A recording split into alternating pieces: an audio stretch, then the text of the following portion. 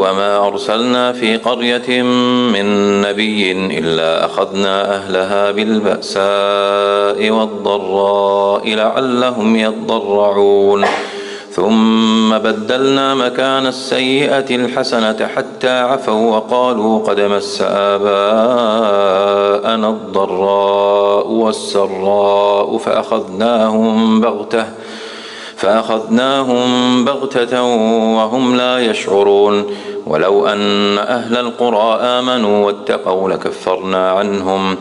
ولو أن أهل القرى آمنوا واتقوا لفتحنا عليهم بركات من السماء والأرض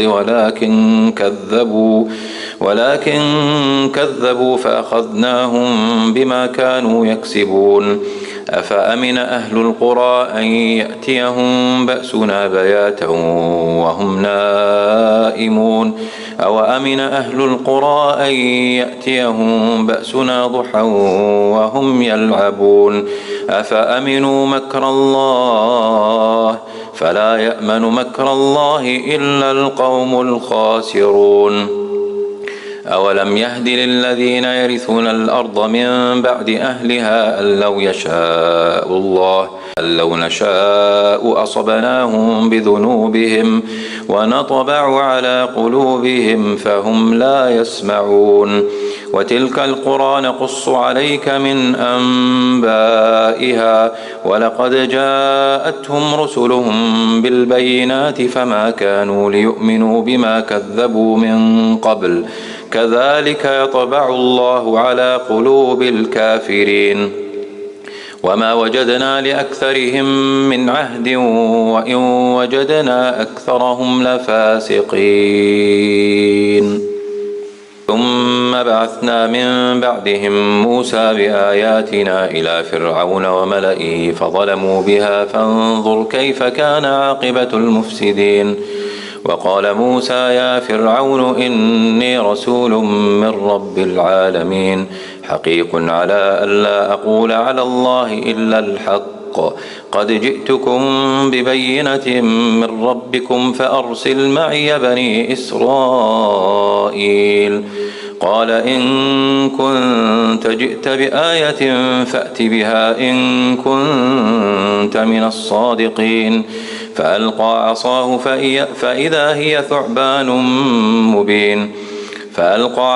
فإذا هي ثعبان مبين ونزع يده فإذا هي بيضاء للناظرين قال الملأ من قوم فرعون إن هذا لساحر عليم يريد أن يخرجكم من أرضكم فماذا تأمرون قالوا أرجه وأخاه وأرسل في المدائن حاشرين يأتوك بكل ساحر عليم وجاء السحرة فرعون قالوا إن لنا لأجرا إن كنا نحن الغالبين قال نعم وإنكم لمن المقربين قالوا يا موسى إما أن تلقي وإما أن نكون نحن الملقين قال ألقوا فلما ألقوا سحروا أعين الناس واسترهبوهم وجاءوا بسحر عظيم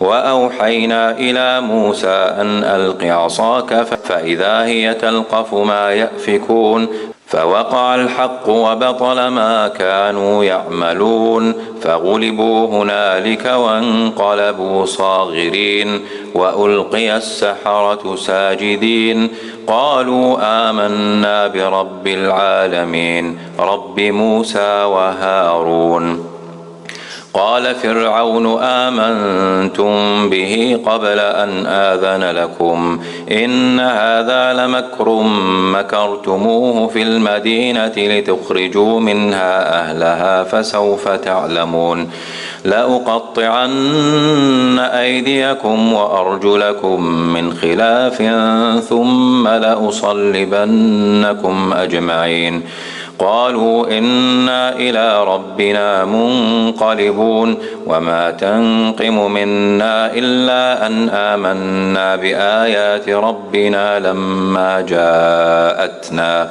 ربنا أفرغ علينا صبرا وتوفنا مسلمين.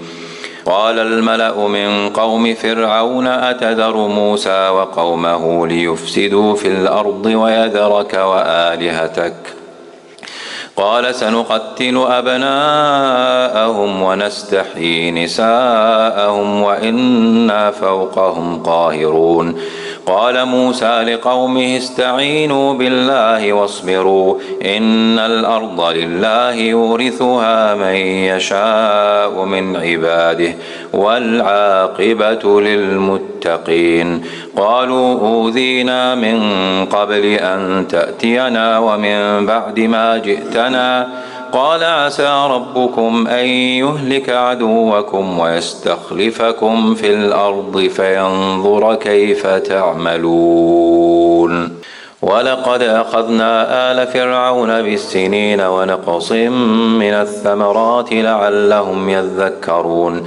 فإذا جاءتهم الحسنة قالوا لنا هذه وإن تصبهم سيئة يطيروا بموسى ومن معه ألا إنما طائرهم عند الله ولكن أكثرهم لا يعلمون.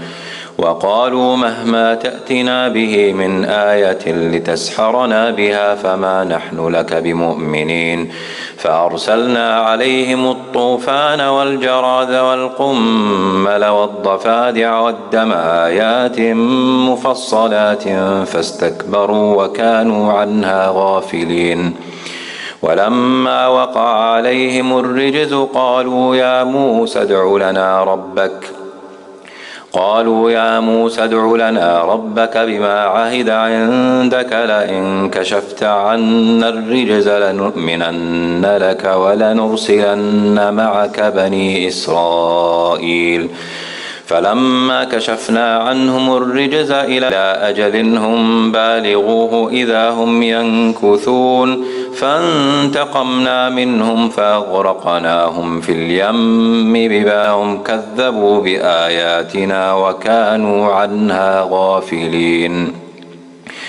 وأورثنا القوم الذين كانوا يستضعفون مشارق الأرض ومغاربها التي باركنا فيها وتمت كلمة ربك على بني إسرائيل بما صبروا ودمرنا ما كان يصنع فرعون وقومه وما كانوا يعرشون.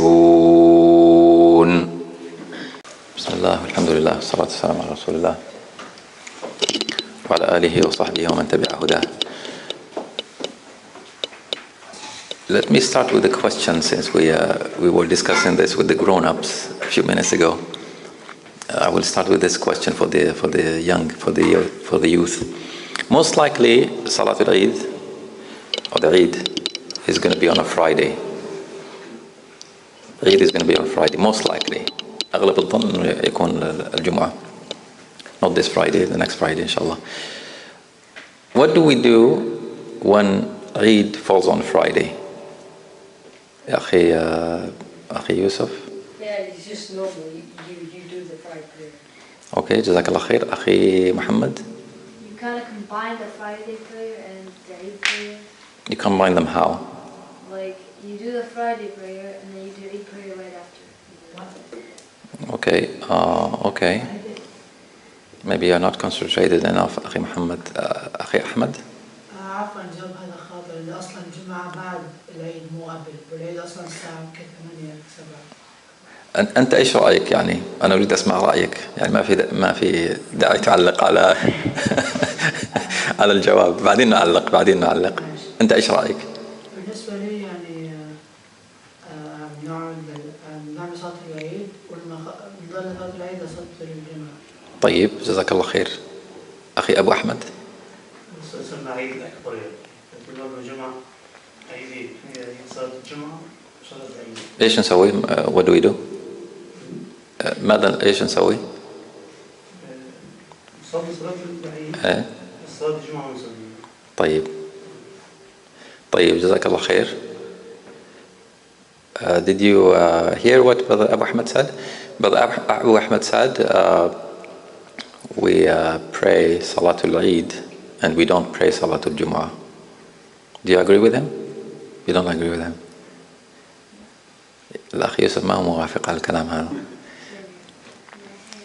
Well, it's almost correct. I wanted him to add something else. يعني كان أتمنى تضيف شيء آخر. It's almost correct. Okay, last comment, أخي محمد. It's just a comment. You said it's for you, not. Yeah, we finished with the youth. Because we finished with the youth. You are three of you here, unless we count as. You like tell them the answer when you're talking to them. No, Abu Ahmed was not with us when we were talking. Yeah, Abu Ahmed was not with us when we were talking. Give the correct answer. So Okay.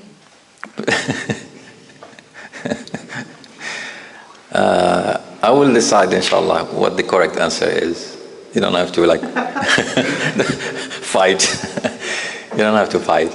The correct answer is what Brother Ahmed said. It's not complete. It's not complete. So when Eid falls on a Friday, then we have the option not to pray Salatul Jumu'ah. We have the option not to pray Salatul Jumu'ah. But we have to pray Salatul Dhuhr. This is what Brother Abu Hamid should have said, should have added. Because not praying Jumu'ah, people may take off and, you know, they will take the day off. But we have to pray Salatul Dhuhr, obviously, whether it is at home or on the road, whatever. But if you happen to go to the masjid during that time, which is supposed to be Dhuhr for you, and they are going to pray Jumu'ah, then you pray Jumu'ah. Obviously, you are inside the masjid. You cannot just pray Dhuhr and say, I'm leaving, take care. So if you are there, you pray Jumu'ah, obviously. But if you are busy with the family and you are out and about, then you have the option to pray Dhuhr. What could be the reason for this? We always start with the youth. What could be the reason for this? And then we'll come back to Brother Ahmad. No, I have a question. Okay. No comments from the youth? The reason... Akhi Yusuf? Just for fun? To have more fun during Eid? Well, it gives more flexibility. يعني من باب التخفيف, right? To make it easier. It's like when you are traveling, you pray, you shorten your prayer. So it makes it easier. Because to go for Salat al-Eid, it's not just a 5-minute khutbah and that's it. You have to go early, right? It's you know, there is some effort that needs to be done. You have to go early, you have to find a parking, and you have to go there, and you have to sit and listen to the khutbah and greet people. So it will take 2-3 hours, right? And then if you have to do the same on the same day for Jummah, then it's a burden, right? And that's why there is this option. That's why there is this option. Let me give him a chance, Brother Ahmad. If I my question right, I believe the khutbah is not double. Khutbah is only once, which is only Eid khutbah, but your prayer is Jummah prayer, meaning it is without the khutbah. I don't get it, Brother Ahmad. I don't get it. I didn't get you. No, I think I asked the question, when I asked the question, that we're going to have 2 prayers or not. So that was, one was Zoheir, one was Eid. But on the Eid we have a khutbah, but on the Jummah we don't have a khutbah. It is only a Jummah prayer, which is only 2 rakat, but without the khutbah. Oh, okay. No, I didn't understand it that way. No, what happens is that if Eid falls on Jumu'ah, 1 second, Akhi Muhammad. If Eid falls on Jumu'ah, the Eid is done in the morning, obviously, right? It's done in the morning. And then when it is finished, people go and do their business. And then the masajid that usually offer Jumu'ah, they will still have Jumu'ah scheduled, right? In the normal masajid. A place like Duncan, it's a small community. Most people would be away and they would have prayed Eid, and so it's not maybe feasible to organize Jumu'ah here on that day. I understand that. But for people, let's say in Victoria, there's a masjid. They will have Jumu'ah with the khutbah and everything, like full Jum'ah. And it is up to you. If you prayed already Eid, then you don't have to go to Jum'ah. If you still want to go to Jum'ah, you can still go for Jum'ah. If you want to pray Dhuhr at home, you can pray at Dhuhr. But if you didn't pray Eid, then you have to go for Jum'ah. This is for man, obviously. If you didn't pray Eid, then you have to go for Jum'ah as usual, right? Does it make sense? All right. Jazakallah khair. Akhi Muhammad, you wanted to say something? Well, I just wanted to answer the question you just answered. Okay. Alhamdulillah. Alhamdulillah. Jazakallah khair. That was not the official question of the night, but since we talked about it, because people may want to take a day off, the brother Abu Ahmad was telling me that he took the wrong day off. He asked for June 17th, and they told him it's a Sunday, so we are fine. And he didn't realize that Eid is not June 17th, and it's not a Sunday, it's Friday, so he will have to change that. So if you are able to take a day off, the whole day off, that's better. But if you can only attend Eid, then Eid is better, right? Eid is once a year. Jum'ah, you can pray it again, right, the next week. But Eid is once a day. It's a gathering that everyone is encouraged, like men, women, children, everyone is encouraged to go. So tonight is the first of the odd nights of the last 10 days. That's why we have less people, because we are getting tired, right? We are getting tired. It's the end of Ramadan, right? It's like a marathon. At the end, you get tired. You have been running for 20 days, so you get tired. But this is now like the crucial time. And if a person is not able to do an effort every night, he can do an effort in the odd nights. And that's probably the reason why it's only odd nights, to give us an option to breathe, right? You do an extra effort one night, and then you relax a little the next night. And then you go do more effort the next night, and then you relax a little bit, right? That's the idea behind it. So Aisha radiallahu anha, she asked the Prophet sallallahu alaihi wasallam, if I happen to be in that night, if I happen to witness that night, what do I say, right? And this is how the Sahaba used to ask the questions, like they wanted to know what is beneficial to them, what is more rewarding, right? What is the most important thing? And he told her a very simple dua. Today, in this day and age, the dua in Taraweeh, if it's not long, it's not good, right? People, they want like an hour-long dua. People make, they boast about the masajid who have a very long dua. And you have videos of this dua that is an hour long, an hour and a half long. Just the dua. The Prophet ﷺ never did such a thing. And he never taught such a thing. The dua was very short, right? But the dua that he made is, they call it jawami al-dua, yani, a dua that is encompassing of all good things. You don't have to go into the details, right? And the Sahaba or the Tabi'in, they used to say the dua compared to the ibadah is like the salt in the food. And when you are making food, you put just a little bit of salt. You don't like put like a handful of salt. Otherwise, it's not going to be good. It's too much. So this is what they say. They compare the dua versus the ibadah. It's like the salt in the food. Just a little bit, right? So he told her what to say. He told her, say, Allahumma innaka afuun tuhibbul afwa fa'fu anni. This is in the singular. In the singular, you say, Allahumma innaka afuun tuhibbul afwa fa'fu anni. And if you are making dua on behalf of a group, then you make it in the plural, which is Allahumma innaka afuun tuhibbul afwa fa'fu anna. Right? This is the difference at the end. Allahumma innaka afuun tuhibbul afwa fa'fu anna. Right? If the imam is making a dua on behalf of the congregation and so on. So this is the dua that the Prophet ﷺ taught Aisha radiallahu anha to say in the Laylatul Qadr, and this is what we try to say in the odd night especially, and we try to repeat it, you know, hoping to get forgiven, to get our sins forgiven. This is the main idea behind the dua, اللهم إنك عفو تحب العفو فاعف عنا, to get forgiven, to have our sins forgiven. And obviously we all know about this night that is better than 1,000 month, right? Which is, I believe, more than 83 years worth of worship, right? Who worships for 83 years, right? Our worship during the day, the actual worship, the rituals, is like, a few minutes. It's not like a lot, right? Otherwise, this is the end of Ramadan.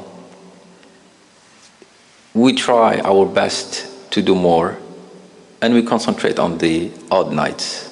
This is the first odd night. The least we can do is to remember Allah Tabaraka wa Ta'ala. Right? You don't have to, if you are too tired to stand in prayers, right, to pray more, then you make dua, you remember Allah Tabaraka wa Ta'ala, you ask for forgiveness, you ask for hidayah, right, to keep us on the straight path, right? And if I touch on something that is related to our topic this month, which is the mental wellness, something that I should have mentioned previously, and I didn't mention it when we talked about people who oppress others, whether it is saying false statements about Allah Tabaraka wa Ta'ala or about the Prophet Sallallahu Alaihi Wasallam, or cursing the Sahaba and so on. And I said that they are asking for misguidance, right? They are asking for it, for misguidance. I met this brother who seemed to do these kind of things, right? To say these kind of things, say bad things about the Sahaba and even the Prophet ﷺ, and the generations that came later on. Like the summary of his talk, the summary of his talk is that he thinks, genuinely, this is what I summarized his talk to be, he thinks genuinely that he is better than all these hundreds of years worth of Muslims. Not only the Sahaba, like the Prophet and the Sahaba and the Tabi'een and the generation that came after them until today. He thinks that he's smarter. And he understood something that all these people, hundreds of years, all these Muslims, they were kind of ignorant. They couldn't figure it out. And then here comes this man, he figured it out, right? This is sad. And this is the attitude actually of the shaitan. This is what the shaitan actually did. He said, "Ana khayrun min." I am better than him, right? I'm not going to make sujood to him. I'm better than him, right? To think that you are better than the best generations, it's like something, right? It is something. You may be better than your friend. If you say, I'm better than my friend, you shouldn't be saying that. But to say, I'm better than the Tabi'een and the Sahaba and Abu Hurairah and the Prophet, this is like insane, right? So I told him, ask your mother to make dua for you, because you are going on a road that there is no coming back from it. But this is a road that there is no coming back from it, right? It's very rare that people come back from it. As I said yesterday, the tawbah is open until the day of judgment or until, the person dies. But usually a person who takes this road, there is no coming back. No coming back. May Allah preserve all of us. The official question of the night is about impurities. Impurities are the najasa, right? The najasa. If you have a najasa on your clothing and you pray, but you didn't know about it, is your prayer valid or not? Akhi Muhammad. Well, it's because you didn't know, so your prayer is valid. Jazakallah khair. Akhi Yusuf al-awwal. It's not valid because najasa just wrecks the whole prayer. No matter what happens, it's still not valid. Okay. جزاك الله خير. أخي أحمد. إذا كان صلى الصلاة كاملة وصار النجاسة فيه، وإذا انتبه بعد ما صلى بحيث يغير الملابس بتاعته وبعدين يرجع يعيد الصلاة. جزاك الله خير. طيب, I was not going to ask this second question because I already asked a question at the beginning. But this is another question related to it before I tell you what the correct answer is. Now, if you had a najasa on your clothing, and then you were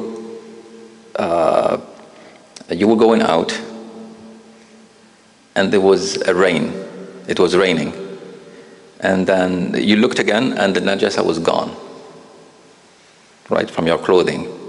Which means because we talked about the intention, right? We talked about every deed has to have intention. In this case, like you were walking out on the street and the rain took out this najasa, you didn't really have the intention to remove it. So it was removed without you intending to remove it. What happens in this case? Like you didn't have the intention, Akhi Muhammad. Well, it's removed because rain is technically more the cleanest water in the world. So it is removed? Yeah. That means everything is okay. Yeah. أخي أحمد. بالنسبة لي لازم حتى لو كان في مطر بس لازم الضغط تنظفها أكثر، يعني تحط بالغسالة تنظف أكثر فبتروح أكثر. أما بس إذا كان مطر ما راح يزيل كل النجاسة أو كل الشيء. يعني وفيما يخص النية. What about the النية? You didn't have the intention. يعني أنت تريد تتأكد أنك تغسلها مرة أخرى لأنك ما نويت أو لأنه ما تغسل بطريقة صحيحة. أو ما غسلت بطريقة صحيحة. أخي يوسف الأول بعدين أرجع لك. Because he didn't have the intention, he has to clean it when he comes back home. جزاك الله خير. Okay. So أخي أبو أحمد. Okay. Okay. So the first question, going back to the first question, if it could happen to anyone that you have najasa on you, on your body, for example, or on the place where you are praying, and you won't know about it. You don't know. You don't know. And maybe you will never know. It could happen that you never came to know that there was something there, and then you changed your clothing, and you moved on, and you never knew about it. In this case, your salat is valid because you never knew about it. All right? That was the correct answer? That was your answer? All right. So, because you never knew about it, it's different. If you knew about it, then you have to take it out. If you realize it later on, then you have to take action. But if you never knew about it, then there's nothing on you. Which means that you shouldn't doubt yourself. Right? You shouldn't doubt yourself. This is also have to do with our topic, the mental wellness. You shouldn't always doubt yourself that maybe my salat is valid. Maybe I had najasa on me. Maybe I didn't clean myself properly. Right? This is very important to understand that you do your best and you don't have to worry about maybe there was, maybe there wasn't. You just do your best. You know you cleaned yourself. If there's something you don't know about, you don't know about it. Right? It doesn't invalidate your salah. And for the najasa being removed without intention, it's the only case where, inshallah, from what I remember, it's the only case that the intention is not required in removing the najasa. Right? The intention is not required to remove the najasa, which means that I had najasa on my clothing, I went out and it was raining so much that it was cleaned, and I know that it was cleaned properly. Like I understand that maybe it was not cleaned properly, but I'm assuming that it was cleaned properly. It's not visible, it's not there, it's gone, and I didn't have the intention to clean it, but since it's gone, then it is good. Right? Even though I didn't have the intention to clean it. Is this clear? يعني احنا ما مطالبين بالنية في إزالة النجاسة. طيب والله تعالى عالم وصلى الله على نبينا محمد. Yes, أخي. Can I ask a related question? Yes. So when we're traveling normally on ferry or anything else, the washrooms are not the cleanest place. Standing up and peeing is bad, you know, and it's going to sprinkle around, sure, it's going to sprinkle on your clothes. So would it be the case when you sit down and the toilets we have these days, Yeah. I think science has proven that the evaporates go close to 3 meters to 6 meters around. So in your subconscious, you know that you're not the cleanest. And the shaitan does come in and say, you know what, you're not clean, don't pray. Yeah. Your pant goes down on the floor, it's not clean, obviously. Yeah. So you try, It's but you know you have something wrong. It's a valid point and a genuine concern. And before that, I welcome Brother Atif, right? Yeah. I welcome Brother Atif, who is visiting from Nanaimo. And I'm assuming it's the first time we met. And alhamdulillah, we have a guest tonight. Yes, أخي أبو أحمد. الكلاب إذا كانوا مثلا شاف حدا بيعرفه كان معه كلب لمس يعتبر من النجاسة يعتبر إنه خليني أرجع لك بعد ما أجاوب after I answer Brother توصيف إن شاء الله أرجع لك. This is a genuine concern. When we are out and about, using the washroom could be problematic, right? That's why I personally always try to plan ahead. Sometimes it's possible, sometimes it's not, right? If it's a long trip, it's not possible. But sometimes I have to make sure I use the washroom at home. I prefer not to use the washroom outside my home, right? Because, it's not the cleanest places and stuff. But if you must, then you do your best. You could use, paper to clean the seat or water or, you just do your best. You just do your best. And inshallah, it's going to be okay. You don't have to doubt yourself. You did your best and you are the cleanest. Because as my Shaykh used to say, it is impossible that there is no microscopic piece of najasa on you. It is not possible. Right? Allah will not hold us accountable for the very tiny thing that even though you did your best, but it's still there. Right? So it is impossible, he was saying, and I agree with him. It's impossible to be 100% clean, right? As for the dogs, the saliva, يعني لعاب الكلب, هو اللي نجس. يعني if you are touched by the saliva of the dog, then you have to wash that piece of clothing, or if it is your hand, you wash your hands, right? If you are touched by the dog, other than the saliva of the dog, then if the dog is not wet, then inshallah there is nothing on you. يعني إذا كان الكلب ما هو مبلول ولمسك بغير لعاب يعني من جسمه يعني جسمه لمسك. بيجي مثلا وين تصدق مثلا حدا بيجي كلب فبس في تمه يعني أو بأنفه. إذا بفمه. أنا بساوي بالعادي بشوف جيران حواليا بيكونوا معديين عم سلم علي. إذا لعابه أنت متأكد أنه لعابه لمسك, if you are sure that his saliva have touched you, then you change. It's easier for us to change the piece of clothing, change it. أنا بجيب يعني بس بدخل على البيت أو مثلا في هيئة مي بمسح محل الشيء يعني. هو تغسل أو تغسل يعني المكان. مثلا مجال زيارة مثلا كنت برا وحاضر الصلاة مثلا. أي. مكان المي هو لو غسلت أنا يعني أحس أنه الغسل أحسن أو تغيير الملابس وتغسلها بعدين يعني. وطبعا تفادي نعم. لا أنا فاهم يعني it's a real problem, right? It's a real problem. But you have to be sure if the saliva touched you, then you wash that part or change your clothing before you pray. But if it's not the saliva and his body is dry and it touches you with his body, then it is okay. There is no harm. If the dog is wet, then it may be different because it may have saliva on him, right? والله تعالى أعلم. صلى الله على نبينا محمد. وجاوزنا ببني إسرائيل البحر فأتوا على قوم يعكفون على أصنام لهم قالوا يا موسى اجعل لنا إلها كما لهم آلهة قال إنكم قوم تجهلون إن هؤلاء متبر ما هم فيه وباطل ما كانوا يعملون قال أغير الله أبغيكم إلها وهو فضلكم على العالمين وإذ أنجيناكم من آل فرعون يسومونكم سوء العذاب يقتلون أبناءكم ويستحيون نساءكم وفي ذلكم بلاء من ربكم عظيم وإذ واعدنا موسى 30 ليلة وأتممناها ب10 فتم ميقات ربه 40 ليلة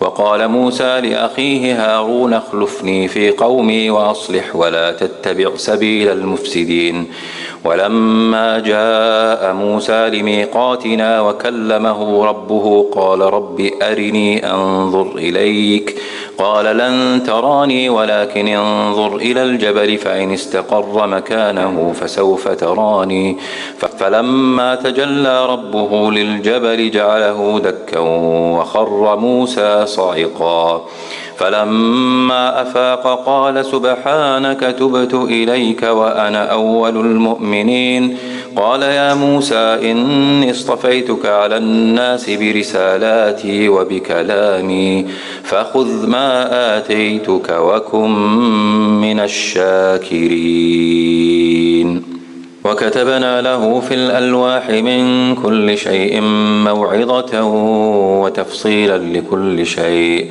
فخذها بقوة وأمر قومك يأخذوا بأحسنها سأريكم دار الفاسقين سأصرف عن آياتي الذين يتكبرون في الأرض بغير الحق وإن يروا كل آية لا يؤمنوا بها وإن يروا سبيل الرشد لا يتخذوه سبيلا وإن يروا سبيل الغي يتخذوه سبيلا ذلك بأنهم كذبوا بآياتنا وكانوا عنها غافلين والذين كذبوا بآياتنا ولقاء الآخرة حبطت أعمالهم هل يجزون إلا ما كانوا يعملون واتخذ قوم موسى من بعده من حليهم عجلا جسدا له خوار ألم يروا أنه لا يكلمهم ولا يهديهم سبيلا اتخذوه وكانوا ظالمين